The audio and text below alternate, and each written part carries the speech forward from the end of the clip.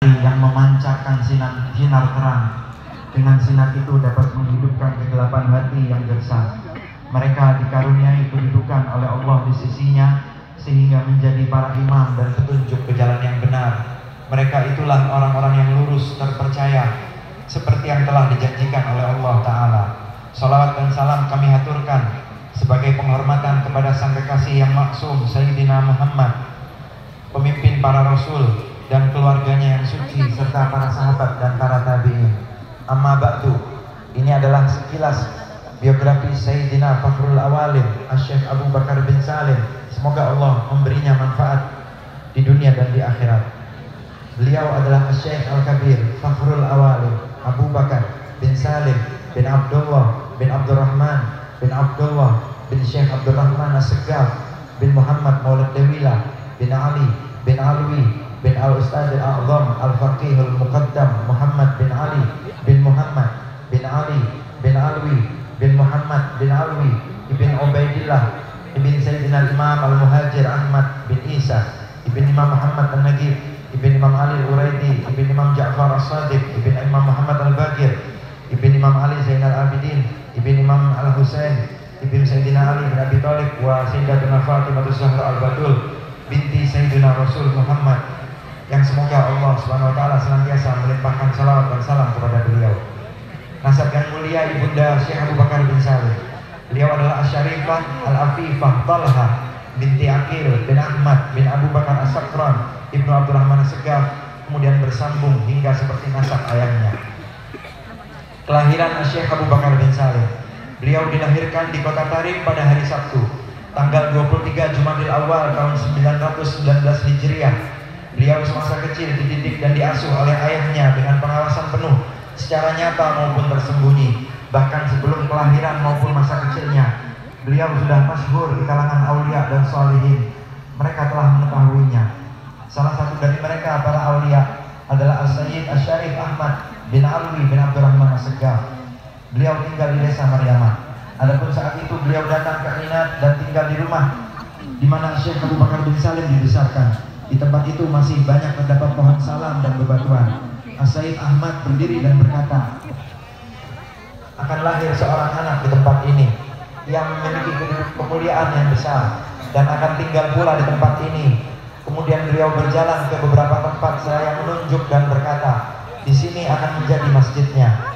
Al-Habib Ahmad pun sholat di tempat tersebut. Beliau lalu menunjuk sambil berkata, inilah rumahnya dan tempat tinggalnya.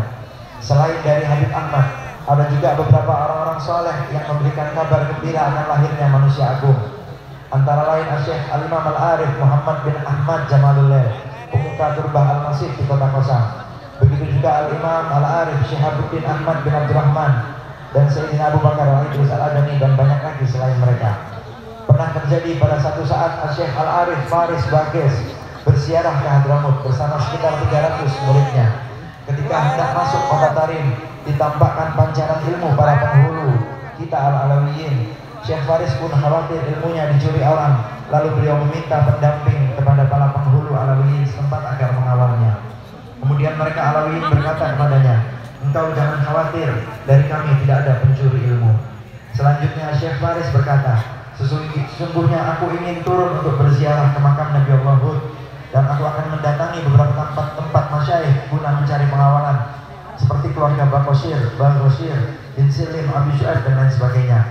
Namun ternyata Syekh Faris dalam perjalanannya memilih Sayyiduna Syekh Abu Bakar bin Salim menjadi teman pendampingnya.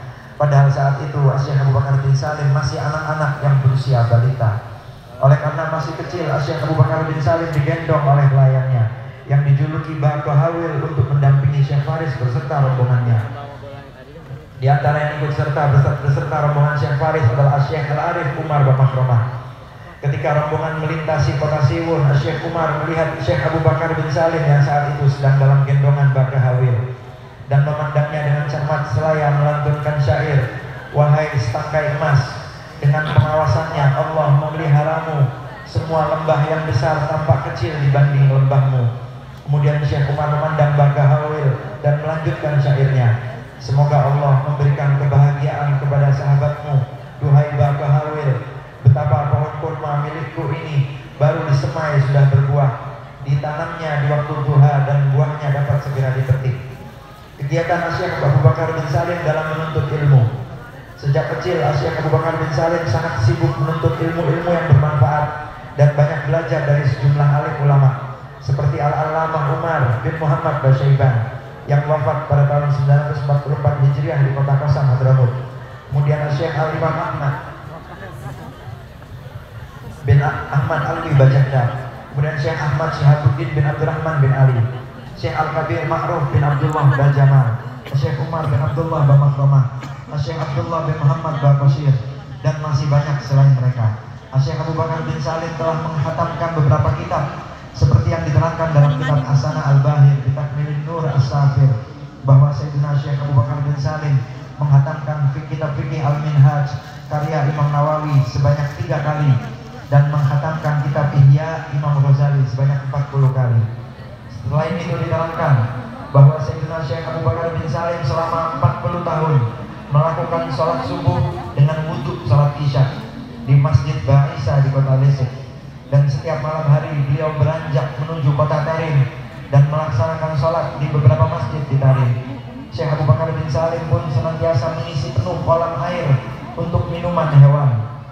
Berkata Al-Faqih Muhammad bin Sirajuddin Jamal, aku telah mendengar dari tuanku Syekh Abu Bakar bin Salim bahwa beliau di akhir usianya berkata, aku belum pernah meninggalkan kesempurnaan di dalam sholat duha dan sholat witir.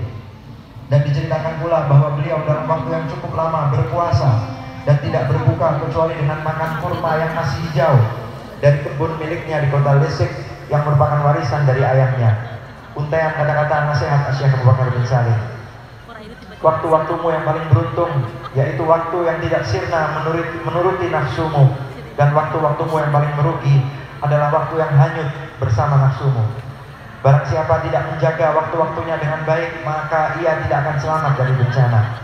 Barang siapa terjerumus dalam kehinaan, maka ia layak menerima balasannya. Barang siapa tidak bersungguh-sungguh di awal, ia tidak akan mendapatkan apa-apa di akhir. Barang siapa yang bergaul dengan orang-orang yang baik, niscaya ia akan memperoleh berbagai pengetahuan dan asrar. Barang siapa bergaul dengan orang-orang yang jahat atau ahli maksiat, ia berhak mendapatkan kehinaan dan azab neraka. Dalam sifat qanaah terdapat ketenangan dan keselamatan. Adapun sifat tamak terdapat kehinaan dan penyesalan. Ambillah ilmu yang bermanfaat jika engkau mau mendengar kalam dariku. Dan masih banyak lagi untaian kata-kata beliau terkait dengan hukum dan nasihat-nasihat yang tertulis di dalam kitab-kitab yang khusus membahas biografinya. Adapun wafatnya Syekh Abu Bakar bin Salim, semoga Allah senantiasa melimpahkan keridhaan kepadanya dan beliau pun ridho kepada kita, dan semoga bermanfaat bagi kita semua di dunia maupun di akhirat. Berkata Al-Faqih Abu Bakar bin Muhammad Bawazir, telah meninggal dunia penghulu kita, sang pembawa berkah bagi kita, pemimpin para wali, pemimpin para guru yang membawa keberkahan bagi agama Islam dan kaum muslimin, Al-Habib Al-Ghaus Asy-Syaikh Abu Bakar bin Salim, pada malam Ahad setelah waktu Isya tanggal 27 Dzulhijjah yang merupakan akhir dari bulan-bulan Hijriah pada tahun 992 memasuki kurun ke-10 dari hijrah Al-Mustafa Sayyidina Muhammad. Semoga Allah melimpahkan salawat dan salam kepada beliau. Dan akhirnya mari kita memohon pertolongan, menunduk kepada Allah Subhanahu wa taala dan berdoa, ya Allah, berilah petunjuk kepada kami sebagaimana mereka yang telah Engkau berikan petunjuk, dan berilah kesehatan kepada kami sebagaimana mereka yang telah Engkau berikan kesehatan, dan jagalah kami sebagaimana orang-orang yang telah Engkau jaga, dan berilah keberkahan kepada kami pada apa-apa yang telah Engkau anugerahkan, dan selamatkan kami dari kejahatan yang telah Engkau tetapkan. Maka sesungguhnya Engkaulah yang berhak menghukum dan tiada hukuman bagimu. Sesungguhnya tidak akan hina orang-orang yang telah Engkau bimbing, dan tidak pula akan mulia orang-orang yang Engkau musuhi. Maha suci Engkau, duhai Tuhan kami yang maha tinggi, maka bagimulah segala pujian atas segala yang Engkau tetapkan. Kami memohon ampun kepadamu dan kami bertaubat kepadamu. Semoga Allah senantiasa melimpahkan salawat dan salam kepada baginda Nabi Muhammad dan keluarganya serta para sahabat. Amin amin ya rabbal alamin. Disusun manaqib ini oleh Habib Ali Masyhur bin Muhammad bin Salim bin Hafid ketika beliau berkunjung ke Indonesia pada tahun 2002.